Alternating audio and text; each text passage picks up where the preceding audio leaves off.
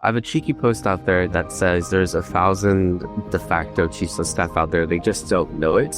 They don't have the title and they don't have the sponsorship. Yeah. And their boss doesn't know it either.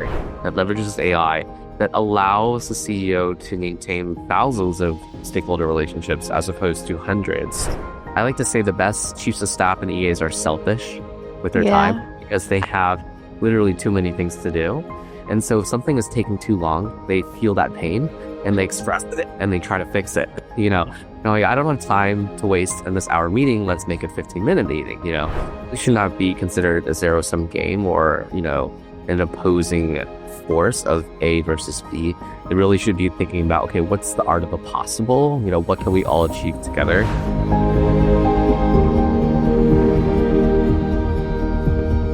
I can only tell you it has been such a joy talking to Mackenzie Lee, because a lot of people keep talking about the chief of staff role out there, but only a few really understand what's behind. And he is one of them. He's a true pro when it comes to diving into the CEO office of the future.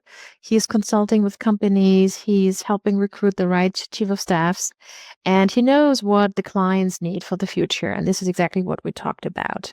Not only that, he created the playbook of the chief of staff that has been downloaded massively. So we have everything ready for you in the show notes. But there's so much more we need to talk about when it comes to executive support of the future. So I'm only wishing you a fantastic time enjoying this episode, because you're going to learn a lot. Hello, everyone, back with our podcast. And I was hoping to see our guest in New York just a couple of weeks ago, but our agendas didn't match. So that's why he's here on Zoom today, because I couldn't let go that I need to have him on the show, because there's so much to talk about chief of staff and the future of the CEO office. And there's no better to talk to than Mackenzie Lee. Welcome to the show. Thank you, Diana, for having me. My pleasure. So you are right now in New York, or tell us, are you traveling, or is that New York? Good question. We were just chatting about this now. I'm based normally in New York City, but I have strong roots from the Bay Area. I grew up in California, and then also in France, where my dad taught at INSEAD. That's really lovely. So if you could pick another place to live, is there anything you would, circle around on the map, or is New York home now? New York is a great and vibrant culture in terms of art and the vibrancy of the city. But, I've always dreamed of going back to live in Europe again. I grew up there as a kid and really loved the ability to travel really easily to different countries and have all these people from different backgrounds. And so it would probably either be somewhere in Spain, actually, or back in France. Oh, nice. Europe is really a wonderful place. I told you that I'm based in Italy right now. So sometimes it's even hard to choose which is the nicer country. Well, Spain obviously had some issues yesterday. I don't know if you've heard of the power outage. Whoa, that was a surprise. It was. And, maybe it was a welcome day off for folks that really could not be online. It is so true. And, I was messaging some of my friends who are based in Spain, and one was on the way to Madrid for a business meeting. The other one was just, in Valencia. Another one was vacationing there, and I was reaching out on WhatsApp to everyone. And it was so interesting to get the feedback from them. And one of them actually said, it was kind of nice to pause. That's right. Yeah. Absolutely. So tell us a little bit about yourself. We heard the Bay Area, we heard New York, we heard France, and a passion maybe for Spain. So I'm sure there's so much more to share with us. So who's Mackenzie? Well, great question. So Mackenzie Lee here, CEO at Cedar, and we help leaders like go and do more by hiring chief of staff and by building the office of the CEO. I have over a decade of experience around the office of the CEO as a consultant to founder and also chief of staff myself. And so, Cedar has really been my passion project over the past number of years, and particularly started the company because there wasn't a lot of content actually around the chief of staff or the office of the CEO. So that was how I started my journey in this space. Right. It was like pre-ChatGPT, really. all the stuff that's flooded out there, I think, on LinkedIn. I was really writing from scratch. Yeah, exactly. And honestly, sometimes it really drives me nuts when I see those posts because you can tell by the first sentence that that's not your own words. I'm a Exactly. writer. I'm an author. I've written 3 That's books. I'm writing my 4th book this year.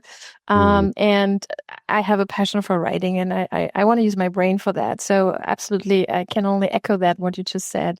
Writing it from the scratch, owning these words yourself. And we're going to talk about the playbook later on. So that's right. share a little bit more about Cedar and the work you guys do. What services do you offer? Yeah. So we help CEOs find that freedom through 3 different service offerings that includes coaching, search, and consulting. So search really help build the right team, but it's not enough to put a body in seat and walk away and think it's going to work out. There's Right. a lot more to make something successful. And so we layer on coaching for folks, not only an EA or a chief of staff, but also the CEO themselves, particularly if they never had a chief of staff before. They really need to understand, what the capability is of this person. And then in terms of consulting, we help build protocols, tools, and processes essentially that everyone can use in the office of the CEO so that they can work more efficiently together, more harmoniously together. Mhm. And so it's a really a journey, right? Uh, CEOs maybe think, oh, I'll just hire someone of them, then we're off to the races. No, you really have to hire them, onboard them, train them, define a process, and then optimize. And as a German, I'm sure you Oh, yeah. appreciate the continuous improvement component Yes. Oh, of yes. of life and then Optimization. also business, And so it's really a journey that needs to unfold, not only, hiring again, but also over a number of years, honestly. Yeah. Um, yeah, so that's what we offer. Fantastic. How long have you been out there? Been out there for about 3 years now. And so, so much has changed, and also growth has happened as well. We work with startups, we work with private equity backed companies. We also work with government entities and larger, Fortune 1000 companies. And so it really depends on the size of the organization and the needs of the CEO Right. on what we're delivering. Absolutely. So why became this such a passion project? You said earlier that there was not much out there. So was this a topic you felt like, oh, I want to take a deeper dive into this and there's a need out there and I want to support the C-suite to find the right support system. How did it all start? No. I have a cheeky post out there that says there's 1,000 de facto chiefs of staff out there. They just don't know it. They don't have the title and they don't have the sponsorship. Yeah, And their boss doesn't know it either. And right. so, I had played this de facto role really close to C-suite. I'd been a management consultant before myself. So I'd intersected with the chief of staff in the office of the CEO as well. And, when I was just thinking about my next career move, I was trying to Google this term. I was trying to, Right. or again, free ChatGPT, there wasn't a lot of content out there. And honestly, there still really isn't that much content out there that's truly written by a human, right? True. So, I saw a big opportunity, not necessarily to create a company, but like you, really love writing, really love engaging a community through that research practice. And, Yes. my dad was a professor at a business school in Seattle. So I always had this, research business background. And so I set off on a point of inquiry, not trying to create a company, but just trying to write. And my alma mater, Stanford University, has a lot of CEOs and founders and also Good. chief staff. And so really, reached into that community and started just publishing insights on LinkedIn, which then gave me momentum and also more direction on how to bring that forward. Fantastic. And I think it was the right timing that you jumped on this topic because it was so needed and to bring the clarification to both sides, to the executive support and to, of course, the C-suite, like finding out what their needs are. So, I mean, we don't have the power yet to look into the future unless you tell me you do have that power. I still try to Oh, I wouldn't find be it. working. I'd be, making some investment bets and then calling it a day. So, but what would you say from the observations you do daily, talking to your clients? How does the CEO office of the future will most likely look like? I'm doing actually an industry deep dive on chiefs of staff at AI companies right now. And Uh-huh. I think they are on the vanguard of the ways of working. right? And so, one chief of staff I spoke to just yesterday was saying that the pace and speed of work is accelerating tenfold. And she said, if AI is expected to give you a 10x boost, then you should be able Yes. to take 10x work. Maybe Yeah. that's an American, viewpoint here. Yeah. But what I would say is that the raw capabilities of everyone in the office will expand dramatically. And so that actually should be really great, Yeah. because you can be more involved, can be more connected with employees, be more connected with partners, as well as the chief of staff and the EA. So the office of the CEO future looks like a tech-enabled business unit, right? That leverages AI, that allows the CEO to maintain thousands of stakeholder relationships as opposed to hundreds, Right. and to be, you know, maybe even more empathetic or connecting to folks. Yeah. Really start to see really fantastic leadership because they're getting coaching through AI or ChatGPT. Mm-hmm. Can show up and deliver a higher level of performance, but also their humanity will come through more, Yes. as they can show up more prepared to meetings. They can show up having completed the work and have the follow up done, and they have time maybe back to not worry about an administrative task or something like that. They can really just be strategic and present. Absolutely. Fully agree. So is this what you hear from your clients when you talk to the C-suite and when you consult with them in finding the right matches? Is this exactly what they say? Hey, this is what I'm going to have on the agenda for the next couple of years, and I need to find a matching partner here. Yes, I mean, I think they would love to achieve this future state. I think the reality of the macroeconomic environment, of politics, of business risk, and I was going to say uncertainty, you Mm-hmm. know, Yes. is really weighing down and taking a toll on C-suite everywhere, in addition to their executive assistants and chiefs of staff. As a EA or chief of staff, you absorb the emotion and the ups and downs of your principal. You can sense when they're having a great day or a Right. bad day. Right. And so, while I think there will be advances in technology to achieve more and, you know, uh, have better clarity and ways of working, Uh-huh. the reality of doing business today in every sector, honestly, is that there's uncertainty, there's more cost, there's, less collaboration, there's more maybe competition. So Mhm. the job is not getting easier by any means. Right. It's true. And also, since I was just over in New York, speaking of risk management and crisis management, these are the things we cannot predict. But I was actually literally in the cab on the way to the city when the helicopter crashed. And just an hour later, I found out it was one of my clients, big corporate Siemens, right?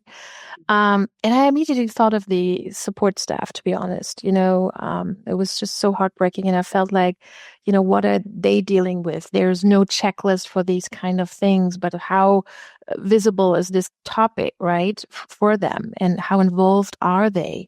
Are they of course, we all hope that these things never happen, but I think every company has been dealing with kind of conflicts and circumstances we didn't want to see coming. I was working for Sony. We had a cyber attack. You can imagine how busy we were back then. And I was working for the CEO back then, right? So this was a huge issue back in the days. So yeah, would you say that this is a topic that needs to be addressed as well for the role of the chief of staff? Absolutely. I think, scenario planning, risk management, succession planning, Yes, they're all yes. topics that honestly maybe more so open on the German side because of the nature of German culture. But Right. for kids, no, no way. You're not going to spend that much time on thinking about doomsday scenarios. You're going to talk about growth and, getting the KPIs. KPIs, like the next profit, announcement. And so it's very cultural, right? And It's true. I'm fortunate, I think, to have that a little bit of the European sensibility and also the American sensibility to bring Yeah. out situations. But the reality is that people are turning over in the job quite quickly. So succession planning was very important. And risk management and scenario planning, very important because of all the things you mentioned. You don't think about a copper going down in the Hudson. You don't Yes, of course. think about the pandemic happening. You don't think about the tariffs and inflation happening. You'll seriously consider some of these scenarios until it actually happens, and then you're caught flat-footed in trying to deal with that. So this is where I've actually talked to a lot of comms firms, and they are actually in overdrive these days because they're Okay. consulting with CEOs and being able to respond to do crisis management around, scenarios and situations that may arise. Yeah, absolutely. And it's just, we all don't want to see these situations coming, but it just, reminds us once again when these things are happening. And I'm writing an article about this topic right now for a magazine here in Germany. So I'm doing a lot of research. But yeah, needs to be addressed for sure. So coming back to the look into the future, I mean, what do you see? What do you hear from your clients? Do they focus more on the chief of staff role? Will they want to have their EAs next to them when it comes to, preparing the office for the future? Or do we need both? Yeah, I mean, I think, the three-legged stool analogy applies here, where you have a chief of staff, an executive assistant, and a CEO as a triumvirate.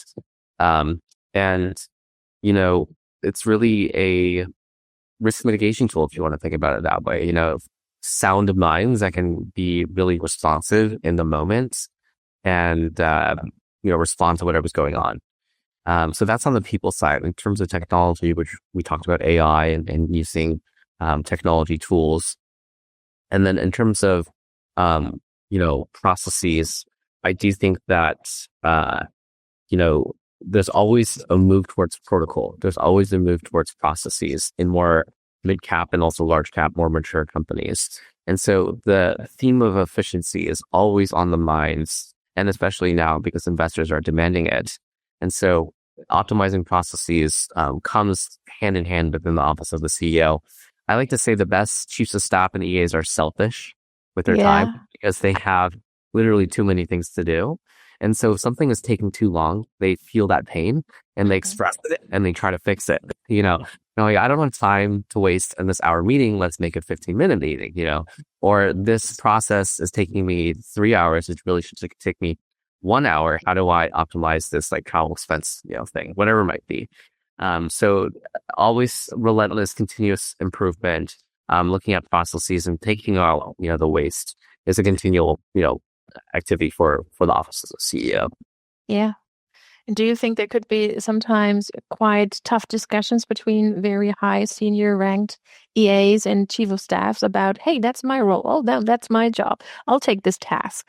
Have you encountered something, especially when it comes to coaching sessions you deliver, in order to bring the right setting to the table?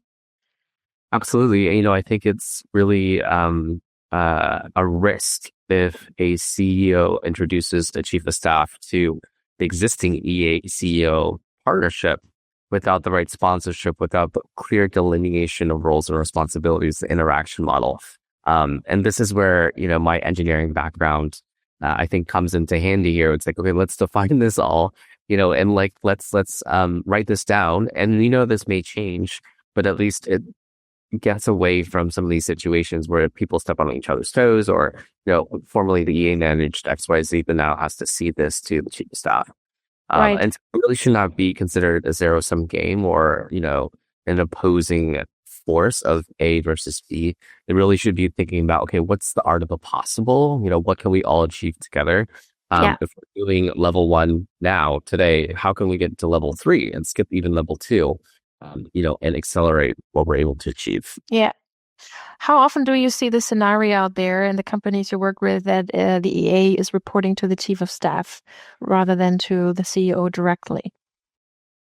Yes, I think it's definitely more common when there's other members of the office of the CEO specifically. So in larger companies like a Siemens, you may have even up to 20 people in the office of the CEO.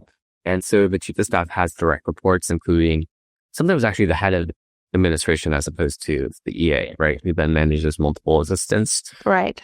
So that's more common in these mid-cap to larger cap, companies. But in other cases, mid-cap to startups, really the EA will report to the CEO, and that partnership is really strong.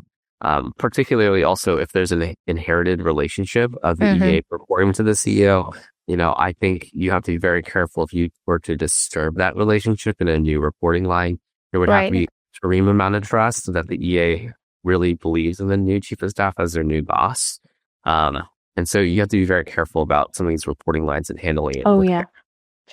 Yes, and there's always certain struggles. There's an EA that is very committed to do more strategic work, and there's a chief of staff, and we have a COO sometimes in this structure. So it's hard sometimes for finding the right setting. So speaking of a COO, how would you bring that role into the structure of the CEO office, because they like to engage specifically with the chief of staff a lot. Yeah, I think the natural partnership and most interaction happens between the chief of staff and the COO, as you mentioned. They are really coordinating on KPIs or, the true metrics of the business. The COO may dispatch the chief of staff to do a special project across the organization to optimize processes like we were talking about before. The COO also is really strongly wedded to the CFO as they're talking about metrics and the health of the organization, which the chief of staff will pick up. So, they'll Yes. pick up that language and they'll pick up that reporting and serve it back up to the CEO and also the board, right? So the Right. chief of staff, the CEO, the CFO, the CEO, those are folks that are always very close together. And sometimes organizations can get away without having a COO at all. And so the chief of Yeah. staff take on those responsibilities in addition to their, regular load. Interesting.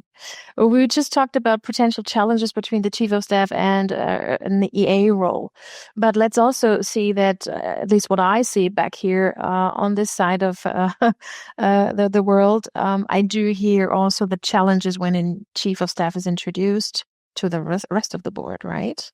So all these questions that might pop into you know the way of thinking to a CIO or a CFO or CMOs who might think, "Oh, okay, where's my direct connection to the CEO now?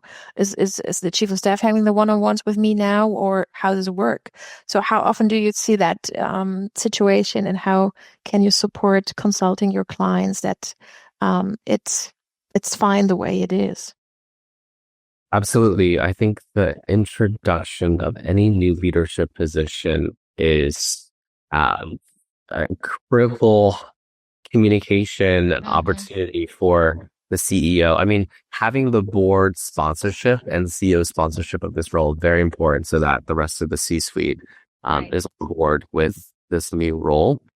And then framing it in such that, selfishly, what are you going to get? And this is very, American, framing it, but what's in it for you if You're this role, right. so why should you care? Right. And the positives outweigh any of your perceived negatives. And that includes maybe even stronger connection with the CEO, maybe coaching from the chief of staff to the CMO about how to frame and ask for resources that will be successful. An ability to execute a special project on behalf of a CTO, right? That they don't have Right. to do themselves. And, for a CRO, the chief of staff can help the CEO be more external facing and connect with commercial growth partners. And so they can Right. drive revenue at the company, right? Yes. So, really looking at this role and positioning it as a net benefit, our high ROI uh, addition to the organization, very important. Of course, I'm quite biased, and this is the business case that we make all the time. And Hmm. really it comes back down to growth and, the hard numbers, particularly in this economic environment. And Hmm. so the staff that can help the CEO not worry about the internal business as much and focus Right. on external commercial relationships, top line revenue will go up and they can originate deals and close them Yeah. with much more easily. And so, that is one of the strong justifications for this role and also for the CEO office itself. Yes. Fabulous insights. Thank you so much. A question I hear a lot here in Germany. So how long do I stay in a chief of staff role? 3 years? And what's the next move? What do you observe over there in the US? Absolutely. I think very important that you define the quote work duty time length going into the role and setting up direct checkpoints with your boss so that you understand the exit opportunities. The benefit for the organization is that they can put you into a director level role, right after your tour of duty as a chief of staff. And so, working as a VP or as a director, particularly maybe in a practice area or domain area that you did a Right. special in, right? So if you are going into a new market and you are looking at South America, for example, the chief of staff can now be the GM of South America after their tour of Absolutely. duty. Yeah. So that's important. And other things that you're able to achieve, you can obviously, in some cases, it's really dependent on what the leadership needs are and the gaps are at the moment. But if there is no COO role, for example, and the chief of staff is quite senior, they could step into that role. So there are quite a number of exit opportunities, and there's a longer tour of duty that we see in larger organizations as opposed to younger startups where you would have maybe like an 18 months to 24 months tour of duty. Right. Absolutely, yeah. And it's so funny because every chief of staff's career is different. What we see out there in the bios, and especially now since the role becomes more and more relevant also in Europe.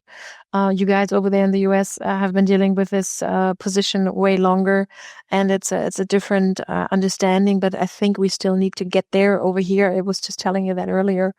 But we'll see what happens the next years. But I do hear the questions from current chief of staff, like, is it the 3-year thing or 4-year thing, and what's next, and how can I, start my career journey? And actually, as you just mentioned, it starts right from the beginning, right?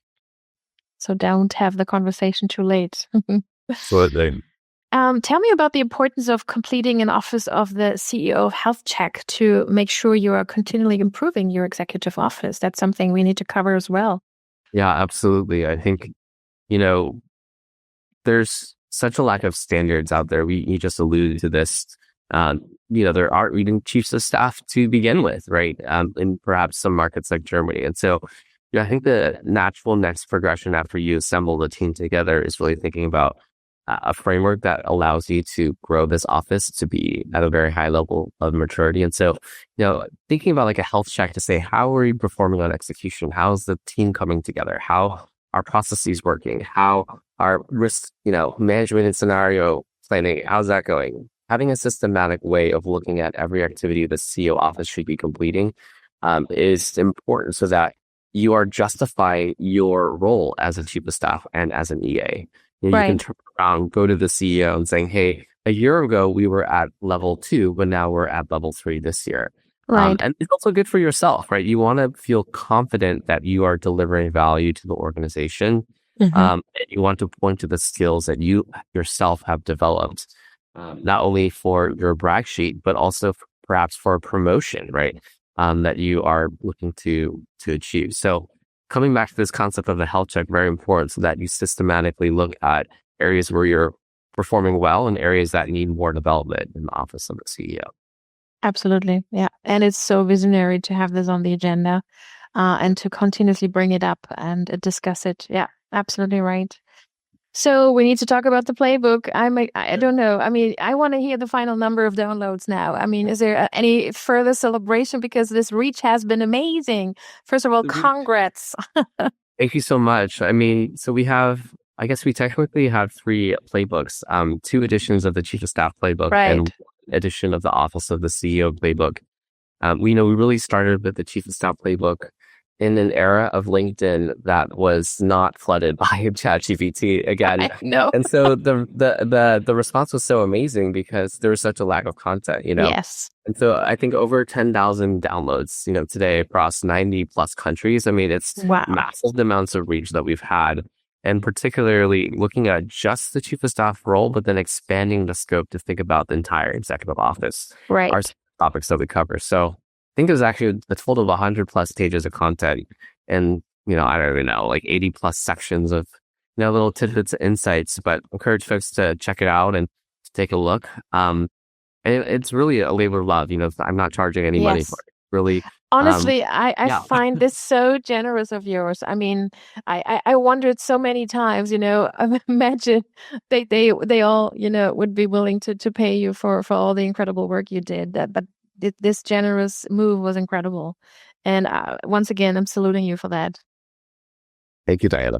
Yeah, and everyone, folks, of course, we're gonna have this all ready for you in the show notes. So make sure, just in case you have not yet heard, because especially the European audience and who's ready to dive into the chief of staff role a little bit more, make sure you check out the playbooks.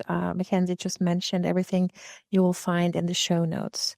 So, from your perspective, what are the future skills that are so essential, maybe on the hard skill side and the soft skill side, to bring to the table as a chief of staff role in the future Sure. CEO office? Yeah. Sure. Well, we already started to talk about what does the future of the office of the CEO look like, right? And so trying to abstract out some of the hard skills, soft skills, I think is a worthy, exercise right now. I do think that the demand for hard skills, advanced hard skills will go up because the easy ones will be covered by ChatGPT. I mean, you'll have Right. ChatGPT doing full-on financial analysis of, a P&L, right? So some of the very more technical hard skills can be enabled by AI. And I think that includes like data modeling or, really ingesting a lot of information, making sense of that. And that's done by AI. Some of the more softer skills, again, will be, I think, most in demand because the hard skills will be taken care of, right, through some of these tools. And so things we just talked about, conflict management, scenario planning, succession Right. planning, things that are more strategic and complex in nature that demand a agile mind and being able to be scrappy or creative. I think there's a huge opportunity to get out of the weeds of administration and operations because of some of these tools. And so that frees us up to be more creative and strategic. Mhm. And so those are some of the soft skills. I think the stakeholder management, it will be even more important because we're able to connect with even more stakeholders through technology. And so really being able to speak fluently across multiple languages or cultures or True. work styles, really important as companies continue to be even more global and exist in this global marketplace. Absolutely. And it's also something I hear a lot, what should I, invest in next? What's my next training? What should I do? And where should I, find an expert line that fits my profile? So some very good thoughts coming from you. And folks, it's it's all in your hands to have your career there where you would like to have it. I remember when I started in my EA role, how I came up to the senior level. Then I was a chief of staff myself. I was not named that way, but I was it, and I was leading a team of 3 back then. No one taught me leadership back then, so it's quite interesting journeys what we see out there, and right now seeing this role becoming more and more relevant also here on this side of the world.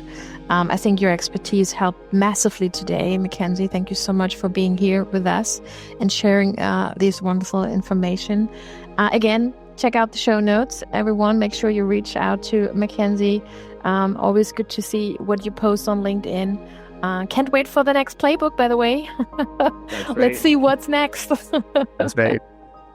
Thank you so much for coming. All the best to you and greetings to New York.